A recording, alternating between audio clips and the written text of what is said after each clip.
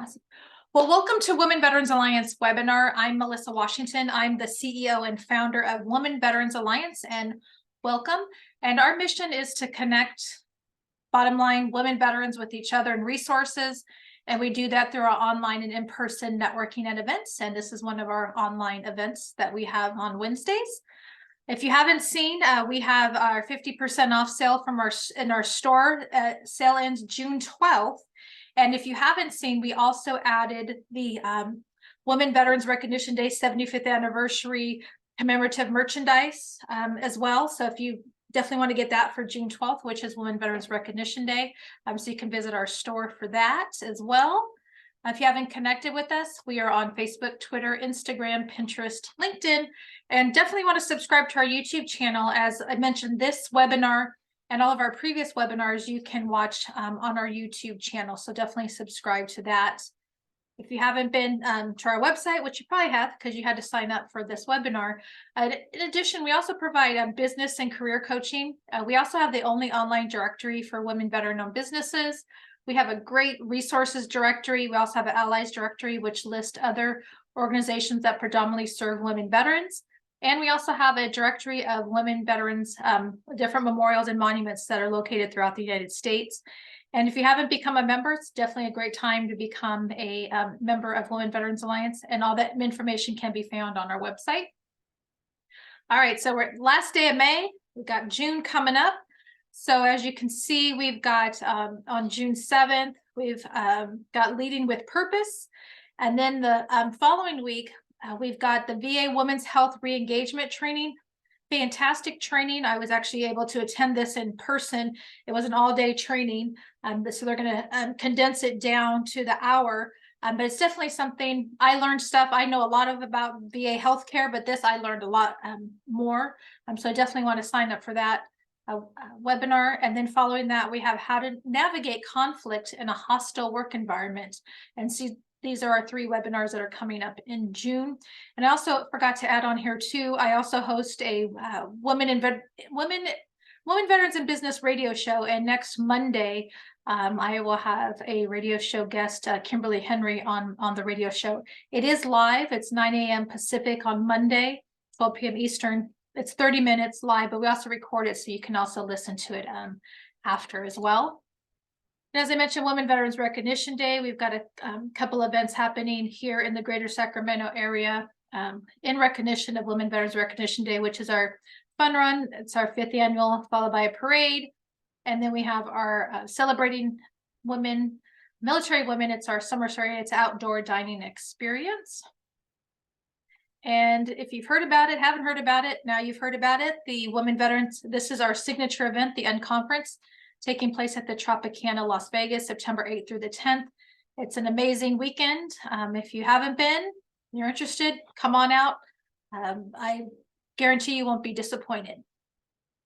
Earlier this year, we launched veteran.events, where you can find a directory of speakers, different calendar of events, as well as a listing of women veterans conferences taking place throughout the U.S. So without further ado, I would like to introduce everyone to Christina Herr. She's a veteran of the United States Air Force and founder of Live with Courage. It took 11 years for Christina to voice that she is a veteran after separating from a previously self-proclaimed subpar military career.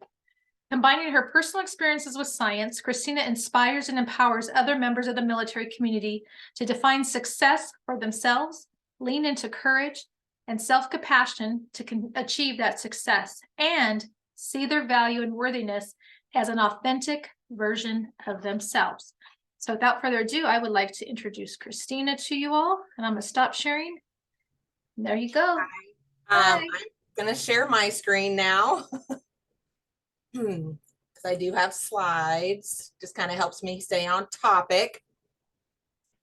Thank you so much for this opportunity and for everybody being here.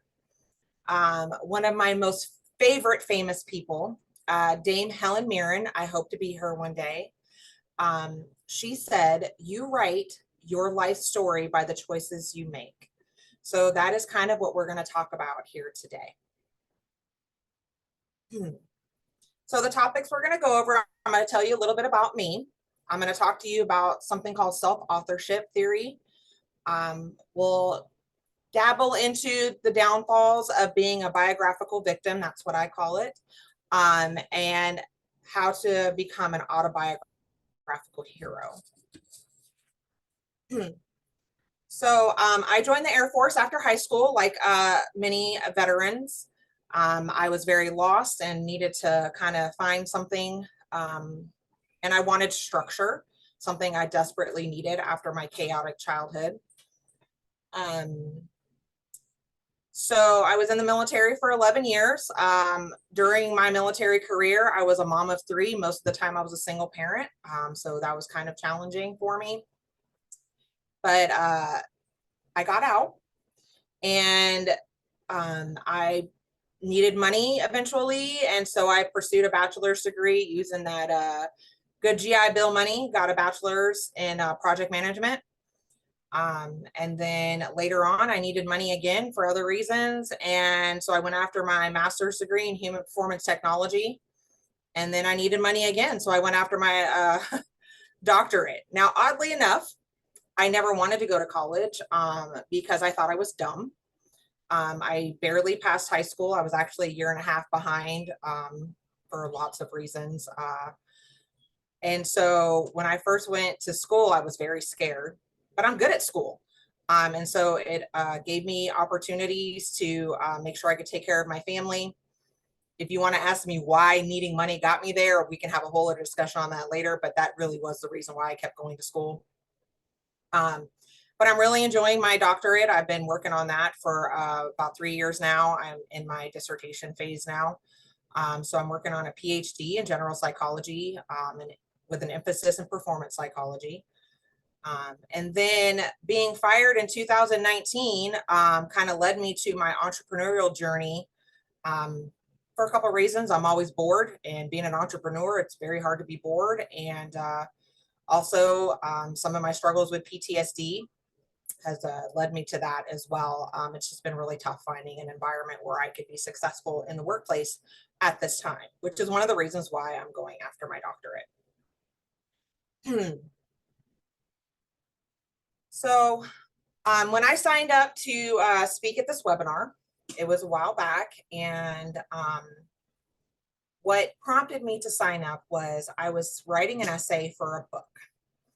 And after I did all this work and lots of tears and growth through writing this essay, I found out that my essay did not fit the narrative of the book. But I felt very passionate that what I had written needed to be shared.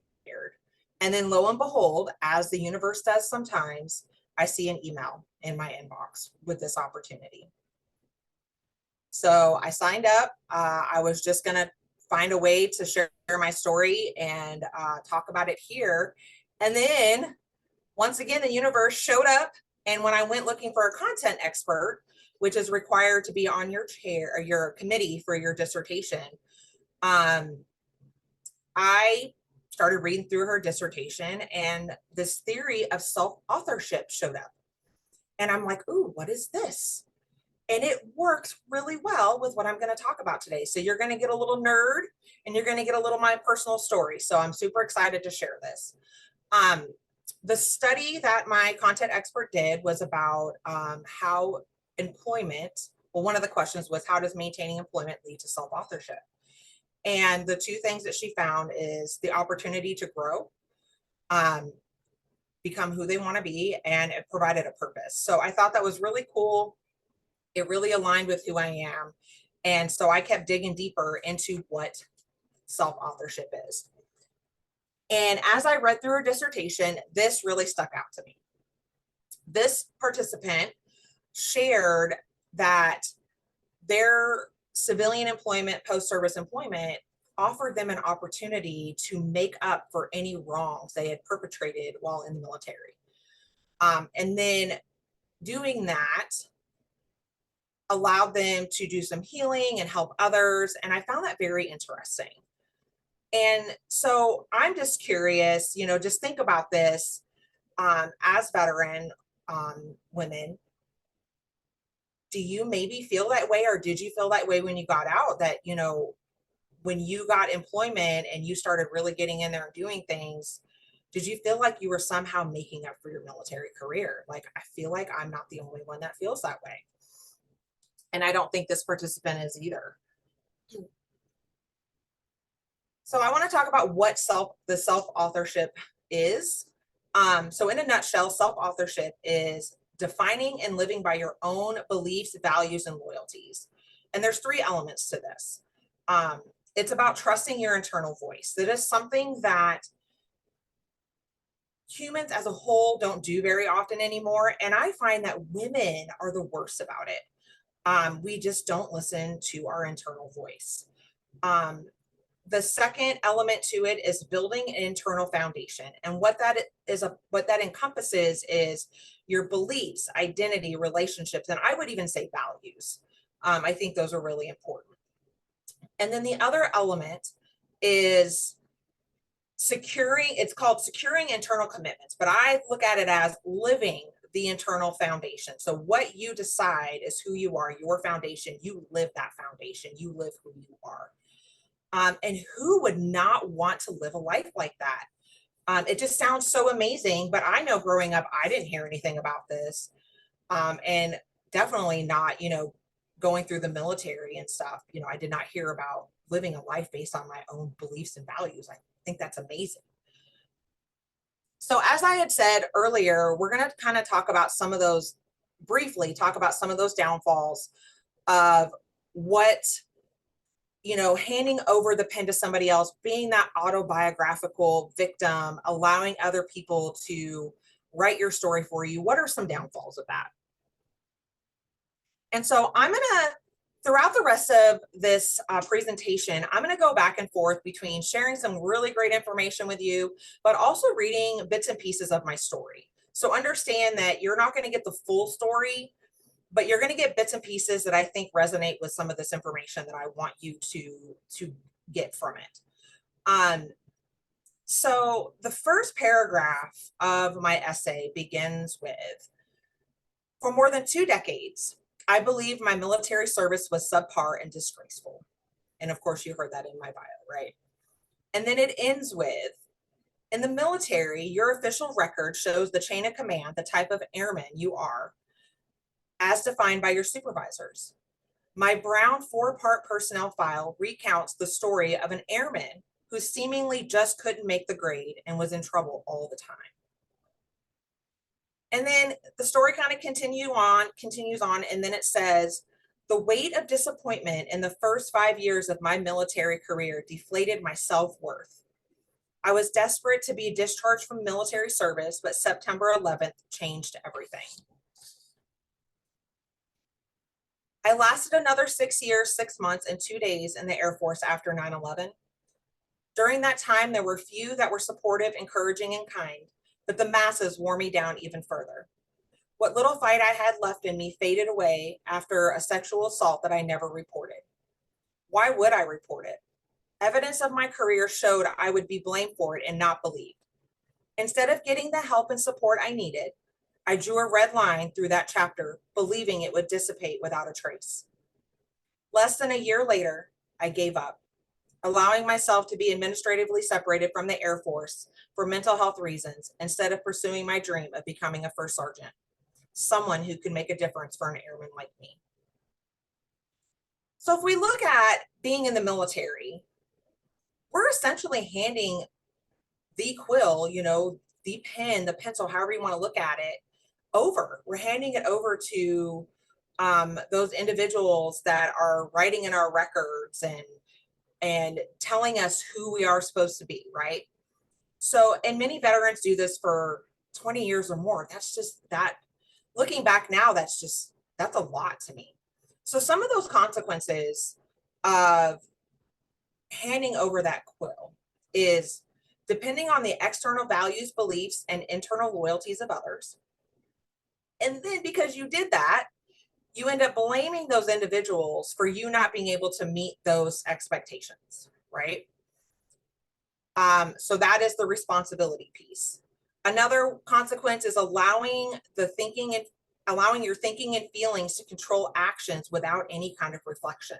So you're a slave to your emotions and your thoughts. You're just a slave to it. Another one is evaluation of self is based on external standards. So that's putting your self-worth in the hands of others, right? You're not meeting the standards of what life is telling you or what the military is telling you or what others are telling you. And then finally, limits, boundaries, and power is set by others. So your boundaries and your limits and your power is being set by other people. And of course, they want to get what they want. And so that just makes it really difficult to define those limits, define those boundaries, because you're offering up that power to other people. So those are some of those consequences. And I will tell you this, when I put this slide together, like it was really difficult looking at it, because for, I want to say the first 38 years of my life, this was what my life was. And it was, looking back at it now, I feel a lot of compassion for that person. And I feel a lot of grief over things that I probably missed out on because this was my life. So how do we not do that? There is a journey towards self-authorship, and there's 4 phases of it according to the theory, okay? And these phases are supposed to begin in like upper adolescence or young adulthood, okay? And a lot of us joining the military, we don't get that opportunity until we get out. Or we're trying to go through these phases and it's very hard because we really are supposed to be following what other people have defined for us. So if you look at phase 1, right? Following formulas, follow those plans that are designed by others, you're defined by others, you're defined by the military. You're learning from society, adults, peers, supervisors, and you may not have the best people advising you, right, in the military. So then it goes into the phase 2 of the crossroads, and then becoming the author of one's life, and then the internal foundation. So once again, I'm going to kind of go through my story and share how this occurred for me. And I'm hoping you guys can resonate with it. So even after the military, I was stuck in phase 1 for a long time. After separation, I immersed myself in being an exceptional, traditional military spouse, stay-at-home mom, and college student, using my GI Bill to keep us financially afloat. A few years into my new chapter of life, I reluctantly applied for a work-study position on base to pay for pre-K program for my toddler. By the way, I had a 4th child after I got out of the military. For the next year and a half, I kept my head down and did my menial job of putting papers in a yellow envelope to get mailed, filing more papers in manila file folders, and answering the phone with the perfect phone voice. I was where I believed I should be, in a menial job for a temporary time until I went back to being a stay-at-home mom and military spouse, where I could hide from the world and sit in my shamefulness alone. During that year and a half in the work-study position, I found someone I could trust. Over time, he came to know me quite well, understanding my skills, abilities, and values scarily better than I knew myself, so it seemed at times. He saw something in me that I nor anyone else could see, and he helped me to get a real job. I felt unworthy of the position, but I was convinced otherwise when he returned from giving me that referral. I became hopeful and excited for a new chapter. His gift of patience and persuasion empowered me to give being seen another chance. 6 months, an easy interview, and a security clearance process later, I was starting my first full-time job almost 6 years after separating from the Air Force. 9 months later, I feel like I should have like one of those SpongeBob signs, you know? I don't know if you guys have seen the memes, 9 months later. Unbeknownst to me, I had unbeknownst to me, I had new biography writers typing up a new chapter. Rumors about my personal and professional life were circulating. Innocuous visits to specific airmen I clicked with, friendships built and displayed on Facebook, changes in relationship status, improved physical appearance, new hobbies, and personal information shared with untrustworthy individuals became salacious stories shared mostly between command level government and military personnel. I am still unsure if I know the whole and accurate story. From past experiences, this is inconsequential. The story I was being told about myself was destructive and seemingly never ending. Feelings of unworthiness crept to the surface, a familiar feeling from my military service. Here is the story as I know it. Nearly 5 months into my new position, a lengthy and problematic separation leading to divorce began. I had not expected matters to manifest the way they did. My heart was ripping at the seams, my soul was dimming.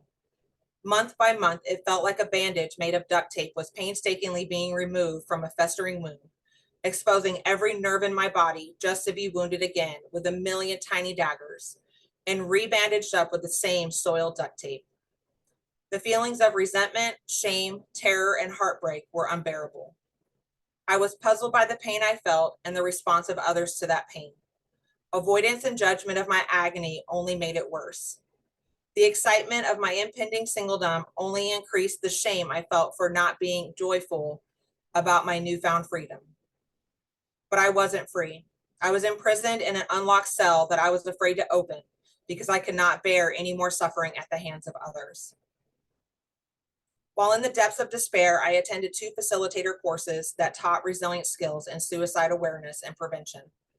I latched on to the logical and clear directions, excelling at resilient skills. As a facilitator, I shared examples of how my life had improved, which it had. I omitted that I was not internally fazed by these strategies. Faking it did not lead me to making it. Unwavering and seemingly unending pain could no longer be sated by resilient skills and suicide awareness. The need for fake happiness intensified the longer it took to get divorced. I felt like a failure. I believed myself an imposter, lying to airmen. I made poor decisions, gossiped about people, and surrounded myself with like-minded friends. I was willing to do anything to offload my agony and justify it. I became a person I did not recognize, and I hated her. I call this the dark period. So everything that led up to and through the dark period is kind of my phase 2 crossroads. I'm very disappointed in that person. I used to feel a lot of shame about that person, but now it is disappointment in who I was. But also, I would not be the person I am today. And I hate saying this because, nobody wants to hear this if I had not gone through that.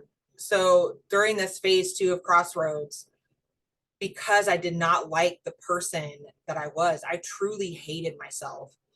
I realized the need to establish who I was, and create new relationships. And mind you, it wasn't just becoming this person, but it was also being in this position where I was learning all of these resilience skills and suicide prevention and psychology and things like that. It really helped me to see that there is the possibility of a better life. And there was science behind it. That's what I really leaned into. And so I was seeking out, how to become who I am, seeking out autonomy, which honestly, I have probably been seeking out autonomy since the day I was born. I just never found a way to get it. I've been a very independent person, and it seems to cause me issues throughout my life because I just didn't know how to do it.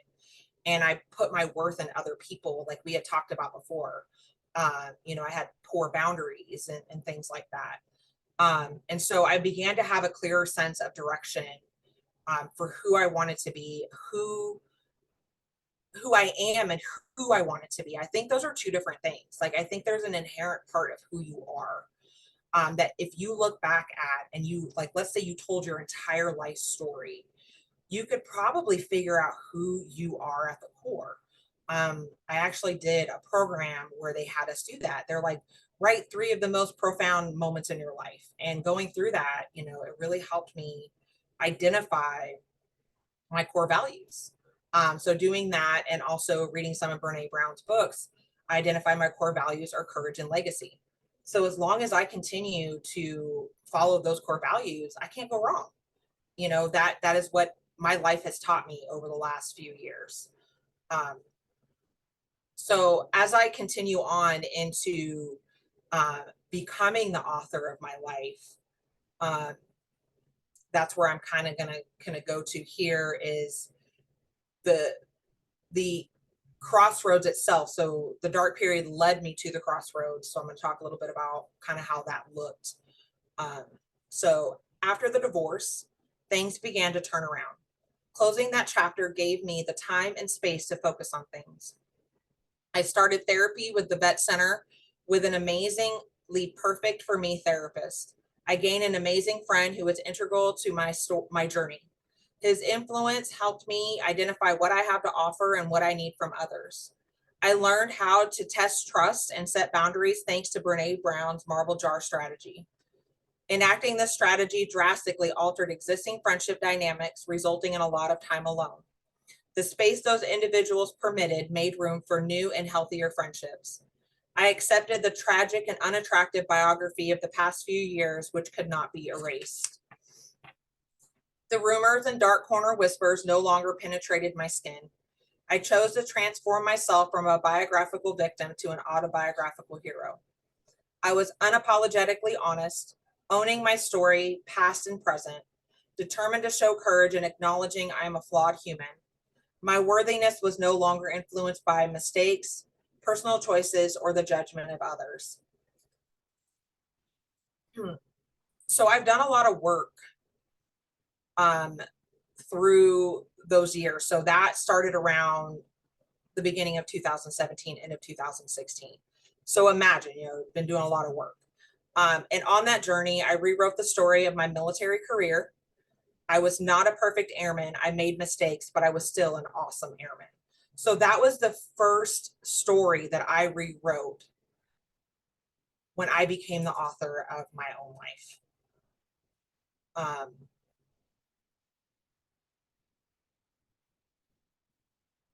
And I started realizing what my purpose was. Like I said, my core values. My purpose is to inspire and empower. It's something that I've done since I was a child, and doing some of that writing really helped me with that. And so now I am in phase 3, and I'm still in phase 3.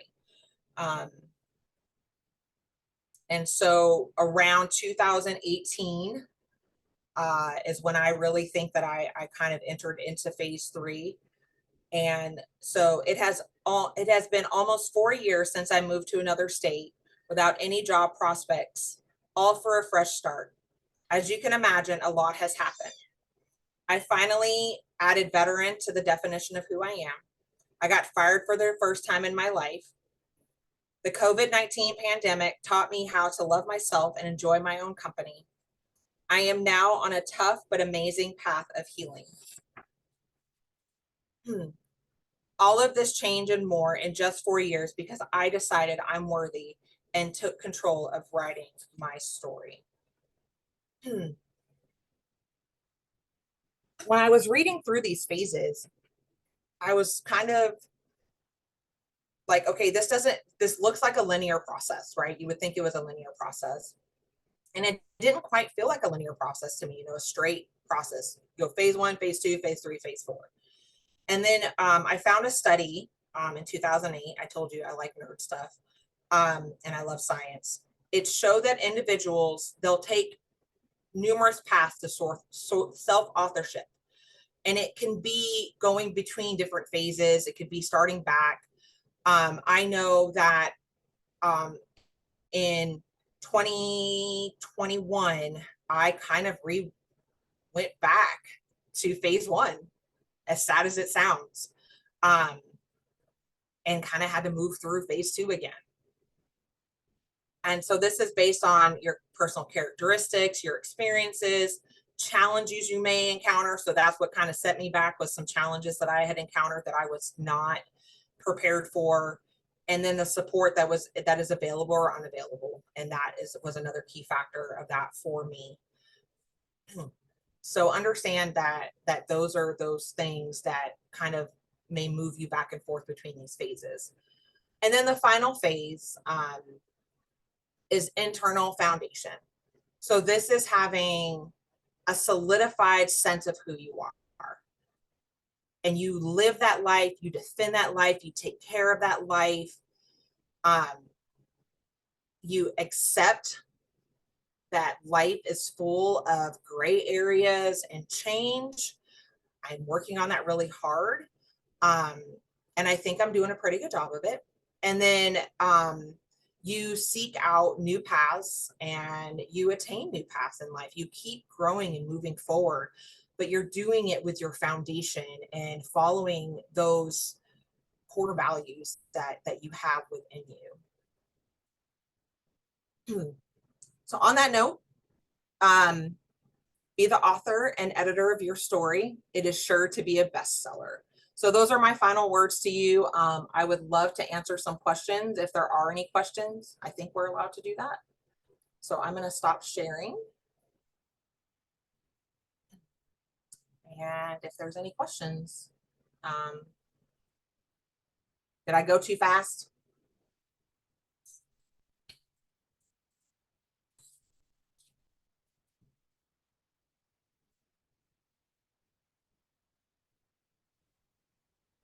If anyone has any questions, you can unmute yourself or put in the chat for Christina.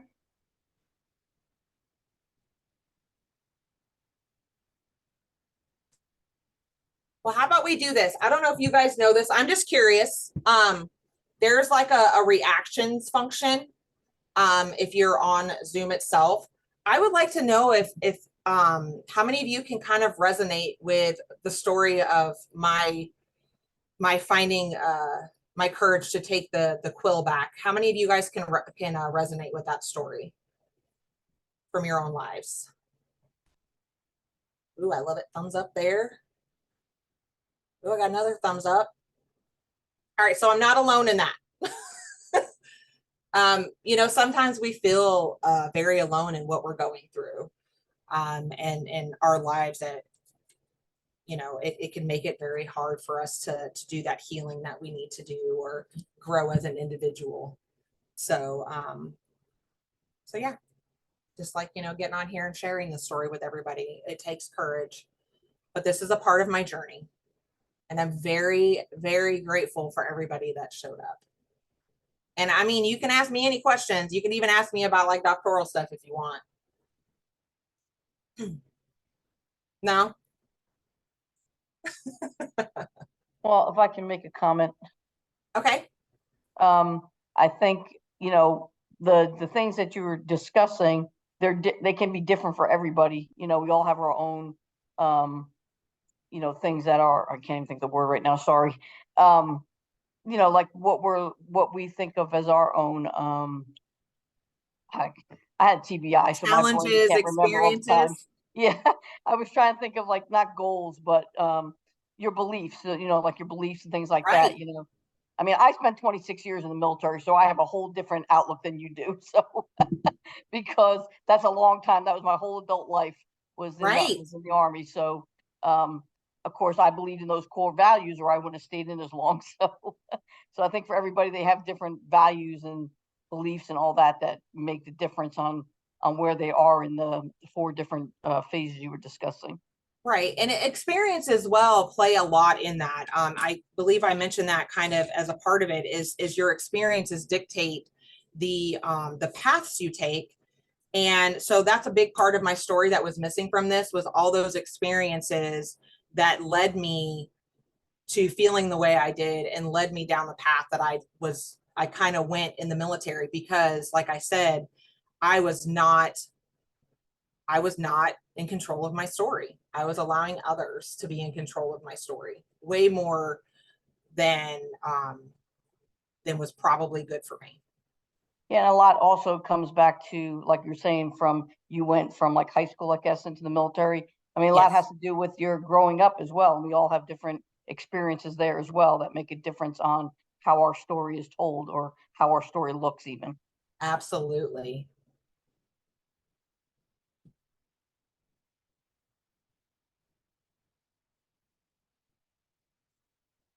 I will say this, you know, you saying that you were in the military for 26 years. I'm actually very much in awe of individuals that were able to do that. And I remember when my peers, because remember I got out at 11 years, you know, I got made fun of because, you know, once you hit that 10-year mark, you might as well stay in. Like, what are you doing? Yeah. So when my peers started retiring, think that it did not mess me up. It did. I had days that I cried. I had days that I was like, what is wrong with me? I was such a crappy airman. Like, I called myself a dirtbag airman for a really long time. Um, but I don't know their stories. They don't know my stories. You know, I was comparing their highlight reel, you know, to this story that was written by other people of my life and omitted a lot of my experiences. So, you know we can't go back in time, but I would have loved in an alternate universe to have been a little bit of a different person, maybe learn some of these things that I learned in my late 30s, early 40s, learn them a little earlier in life. So I could have become that first sergeant, you know, in the military. You know, I think that some alternate universe, there's that Christina out there, Do you but mind me that's not this story. Do you mind me asking? You don't have to share if you don't want to. Why do you think that you were, as you put it, a dirtbag airman? Because that's what I was told. I was told I was a dirtbag airman for my entire career. A lot of my, like I said, I omitted quite a bit of the story for time, but I had a lot of um, poor supervision. A lot of it just was not good for me, and I just did not know. I was not this person. I will tell you that the person you see right now is not who I was. A victim. I saw myself as a victim. I didn't label myself that way. You know, this is me as a budding psychologist, but you know, I allowed other people to define who I was, and I had poor boundaries, and I just made a lot of poor decisions. And you know, but looking back at it, you know, if you ask some of my because I became an E5 staff sergeant, if you ask some of my subordinates, they would tell you that I am like the best supervisor they ever had.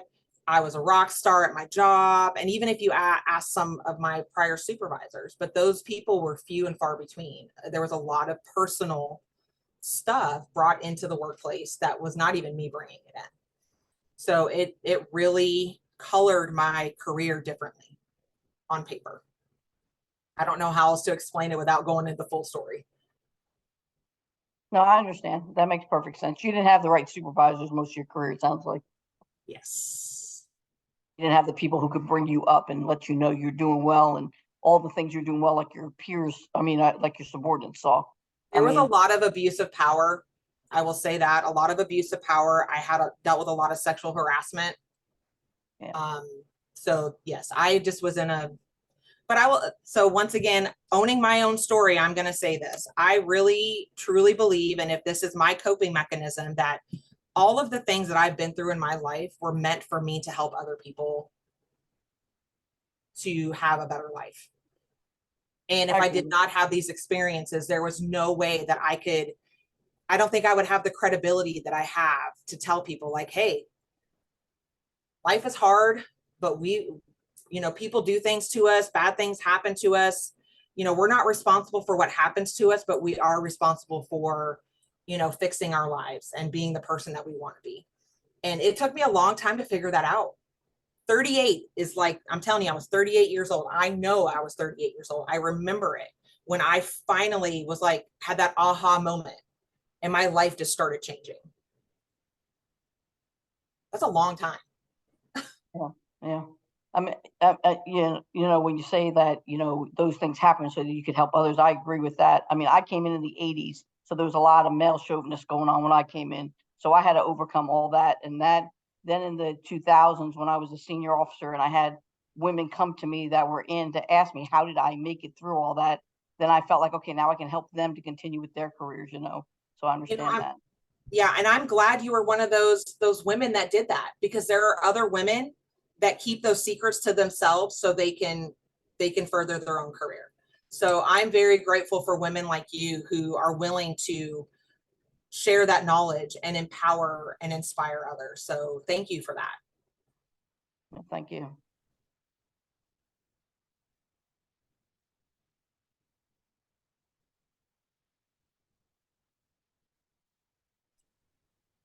All right. Well, Christina, thank you so much. I greatly appreciate that and greatly appreciate the interaction. Oh, and email said ditto on the chat. I don't know if you saw that. Just want to make sure you That. Thank you. Awesome. Awesome. Well, thank you so much. And again, like I said, this has been recorded, and we'll get the link out to everyone once we get upload on YouTube. And Christina, thank you so much for your time today. This has been a great experience. Thank you, everybody. All right. Bye-bye. Bye.